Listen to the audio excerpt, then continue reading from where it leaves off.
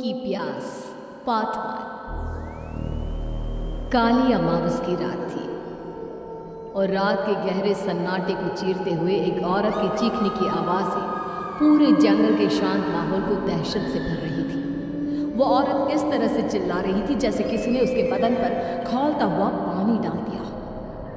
रात को अपने खेतों में पानी देने के लिए आया हुआ हरिया किसान अभी तक इन आवाज़ों को सुन नहीं पाया था, क्योंकि उसके बेटे किशन ने उसे नया मोबाइल फ़ोन जो ला कर दिया था शहर से, और बस उसी मोबाइल फ़ोन में ईयरफोन लगाकर वो कोई पुराना गाना सुनने में मग्न था। लेकिन जैसे ही गाना खत्म हुआ, उस औरत की चीखने की आवाज़ हरिया किसान के कानों से टकराई। हरिया का दोस्त रामू भी खेत में ही घाट पर गहरी नींद में खर्राटे मार रहा था। रात के उस सन्नाटे में औरत की चीखने की आवाज़ सुनकर ठंड के मौसम में भी हरिया किसान के माथे से पसीना टपकने लगा।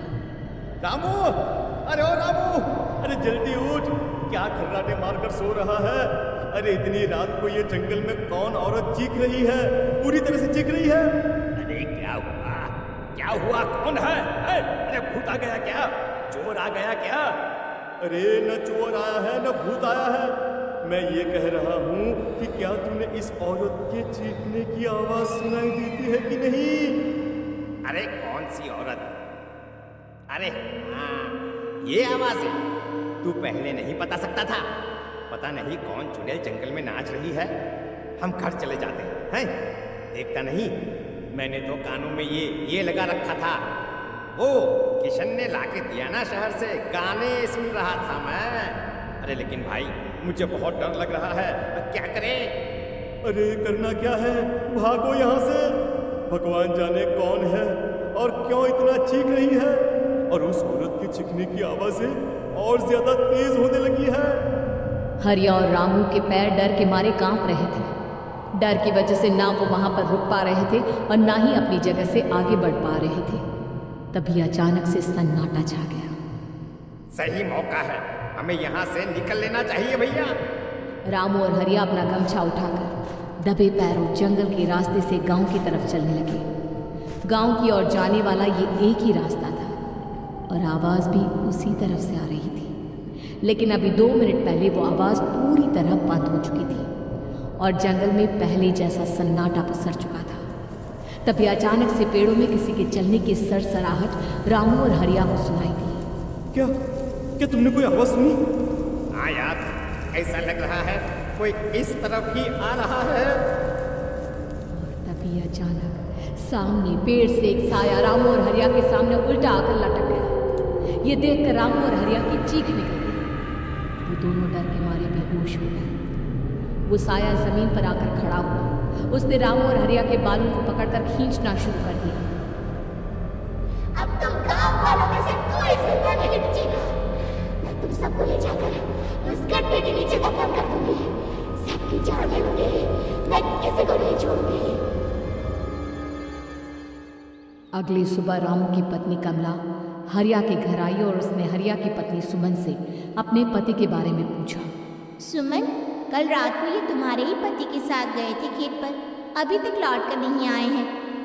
हाँ बहन, मैं भी वही सोचकर परेशान हूँ। मेरे पति भी अभी तक खेत से लौट कर नहीं आए।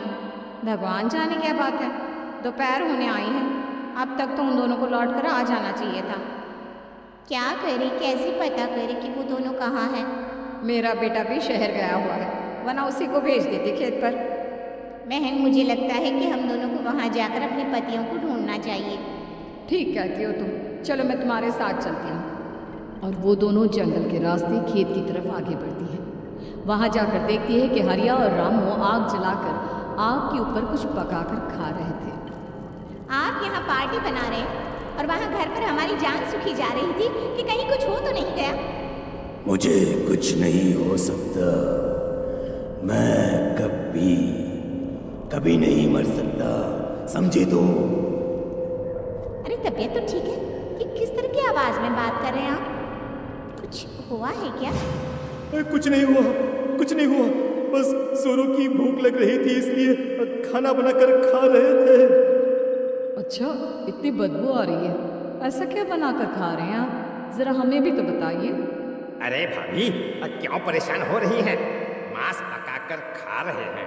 एक जंगली जानवर कल रात को खेत में आ गया था, हम दोनों ने उसे मार दिया और बस उसी का मांस पक रहा है। आप भी खाइए ना, बहुत बहुत ही स्वादिष्ट है। दिमाग खराब हो गया क्या आप दोनों का? आप दोनों मांस कब से खाने लगे, और वो भी जंगली जानवर का? चलिए अभी कभी घर चलिए। चलेंगे चलेंगे, लेकिन पहले ये मांस तो खत्म कर ले। कुछ देर बाद रामू और हरिया कमला और सुमन के पीछे पीछे गांव की तरफ चल देते हैं।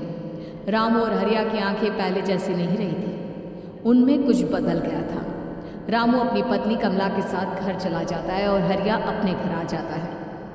देखिए, आपने जो कुछ भी किया मैं उसके लिए आपको माफ़ कर देती हूँ, लेकिन आज के बाद ये रामू के साथ जाकर मांस पकाकर खाया ना, तो इस घर में घुसने नहीं दूंगी आपको। अरे दिमाग मत खराब करो, मैं वहाँ खाट पर लेटकर गाने सुन रहा हूँ, मुझे परेशान मत करना। इतना तमाशा खड़ा कर दिया, दोपहर तक घर लौटकर नहीं आए और अब गाने सुनने। लेकिन हरिया घर के बाहर आंगन में जाकर चुपचाप लेट गया और गाने सुनने लगा। गाने सुनते सुनते हरिया को नींद आ गई। सुमन ने उसके कान से ईयर प्लग हटाया और अपने आप से कहा, जरा मैं भी तो सुनकर देखूं, ऐसे कौन से गाने सुनते हैं। उधर मोबाइल में एक अजीब सा गाना बजने लगा।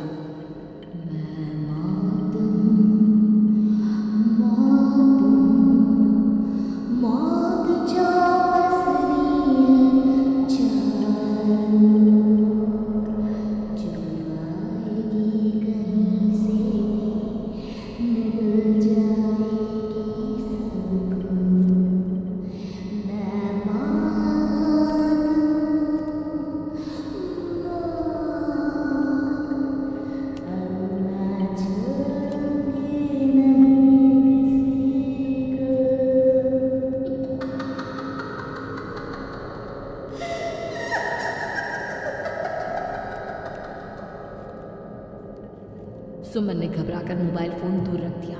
वो बुरी तरह से डर गई थी। तभी अचानक हरिया अपनी नींद से जागा और गर्दन टेढ़ी करते हुए सुमन के पास आया। क्या क्या कर रही थी? गाने सुन रही थी? वो ये कैसा गाना सुन रहे थे तुम मोबाइल के अंदर? मौत है, मौत। अरे ये सारी बातें छोड़ो और ये बताओ, आज शाम को तुम मेरे साथ खेत चलोगी? लेकिन क्यों? और तुम इस तरह से क्यों बात कर रहे हो? अपनी गर्दन सीधे रखकर बात करो ना। वो मेरी गर्दन में सोते सोते थोड़ा दर्द हो गया है। मेरे साथ आज खेत चलो ना। तुम्हारे साथ पूरी रात रहना चाहता हूँ। कैसी बात कर रहे हैं दिन दहाड़े? जरा भी शर्म नहीं आती क्या? अरे इसमें शर्माने वाली क्या बात है? तुम पत्नी हो मेरी। पूरी रात खेत पर रहता हूँ।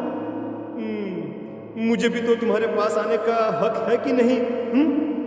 अच्छा ठीक है, चलती हूँ आपके साथ खेत पर, लेकिन फिर उस रामू को मत बुलाना। अरे कैसी बातें कर रही हो? अगर तुम मेरे पास होगी तो मैं किसी को नहीं बुलाऊंगा, सिर्फ तुम और मैं और रात का सन्नाटा।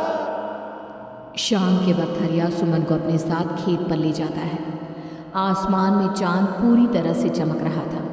हरिया ने अपने खेत में बनी हुई छोटी सी झोंपड़ी के अंदर सुमन को अपने पास बिठा लिया और उसके बालों में हाथ फिराते हुए कहा, कितनी खूबसूरत हो तुम, बहुत सुंदर लग रही हो। एक चांद से भी ज्यादा सुंदर लग रही हो। ऐसी बातें मत करिए ना, मुझे शर्म आती है। अपनी आंखें खोलकर जरा मेरी तरफ तो देखो। अरे देखो तो सही। सुमन ने शर्माते हुए जैसे ही अपनी आंखें खोली, उसके होश उड़ गए। हरिया के बड़े बड़े दांत निकल आए थे और वो पूरी तरह से एक जानवर की तरह नजर आ रहा था। कौन है तुम? तुम मेरे पति नहीं हो। कौन है तुम? मुझे जाने दो। लेकिन हरिया ने सुमन के हाथ को कसकर पकड़ लिया। उसके नुकीले नाखूनों की वजह से सुमन के हाथ से खून बहने लगा था। बहुत दर्द हो रहा है, मुझे जाने दो। कौन हो तुम? क्या करना चाहते हो? वही जो एक आदमी एक औरत के साथ करना चाहता है, और उसके बाद मैं तुम्हें वहीं ले जाऊंगा जहां पर तुम्हारा पति है। क्या मतलब? क्या कहना चाहते हो? जंगल के बीचों बीच उबलते हुए पानी के तालाब में वही है तुम्हारा पति। चलो चलो, मैं तुम्हें उससे मिलवा देता हूँ, लेकिन उससे पहले तुम्हें मेरी प्यास बुझानी होगी। और इतना कहकर हरिया सुमन के ऊपर जानवरों की तरह टूट पड़ता है। आखिर कौन था वो जानवर, और क्या सुमन उसके शिकंजे से बचकर निकल पाई? जानने के लिए देखिए इस कहानी का अगला भाग।